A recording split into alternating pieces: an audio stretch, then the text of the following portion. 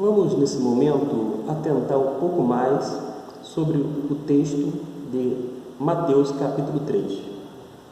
No versículo 1, diz que João Batista aparece numa região pouco povoada. Ele tem uma mensagem específica, é sobre arrependimento. Ora, quem é que tinha que se arrepender? O mais gritante, na minha concepção, nessa mensagem, nesse conteúdo profético, é justamente a quem se destina tanto a mensagem, por sua vez, a implicação desta que ia culminar no ato ou no rito batismal. Porque fala para se arrepender dos seus pecados. Eles deveriam produzir frutos dignos de arrependimento. Mas como assim produzir frutos dignos de arrependimento se eles pertenciam à descendência de Abraão? Abraão era o pai deles. Eles faziam parte da aliança. O judeu era o povo do Senhor. Logo não fazia muito sentido para eles, porque naquela época, quando o gentio desejava se tornar adepto do judaísmo, o gentio sim deveria submeter-se ao batismo, porque o batismo é um ato de iniciação e ele seria não apenas iniciado na religião judaica, mas também estava atrelado àquela ideia de ato de purificação, porque o gentio era considerado, cerimonialmente falando, imundo. Então, para o gentio fazia sentido ser batizado, por conta não apenas da iniciação, mas pelo fato da purificação. Agora, para os judeus não fazia muito sentido. Vou dizer, pelo menos um espanto na hora quando viu João Batista pregando lá no deserto, naquela região pouco povoada, pregando essa mensagem de arrependimento.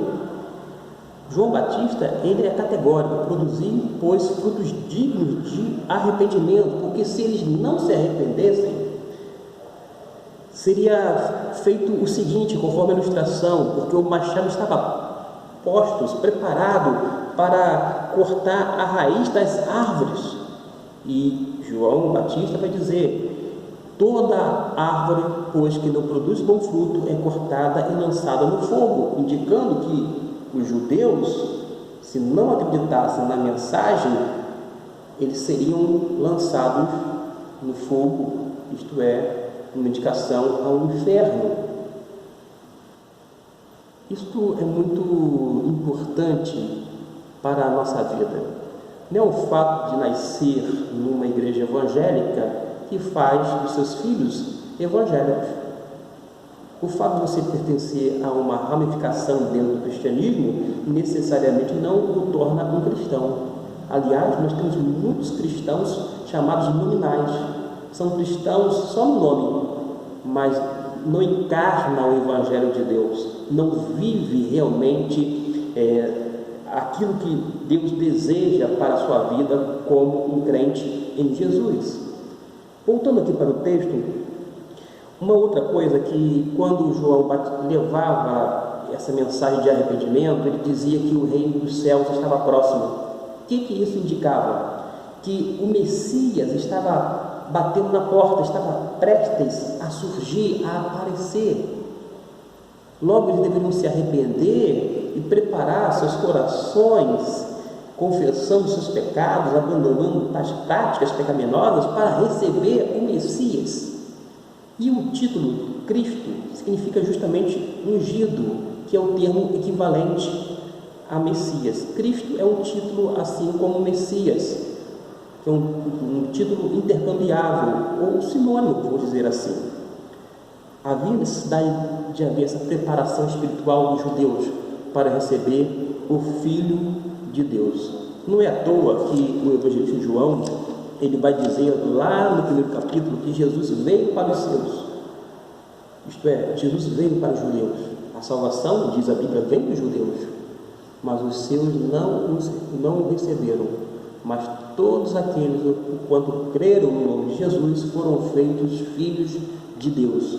Hoje, nós somos filhos adotivos de Deus. Graças ao sacrifício de Jesus na cruz do Calvário, nós podemos clamar Abba, Pai, ou seja, se dirigir a Deus como Pai por conta daquilo que Jesus fez ali no Calvário. Da mesma forma, a gente aprende que a religião em si não salva. Agora, a Bíblia apresenta Jesus como o Salvador do mundo, aquele que tira o pecado do mundo. Apresenta Jesus como o ungido da parte de Deus. Duas condições são necessárias para fazer parte do reino dos céus. A primeira é arrependimento. Continua a mesma condição, arrependimento dos seus pecados. E a segunda condição é a fé exclusiva, absoluta, na pessoa bendita de Cristo Jesus.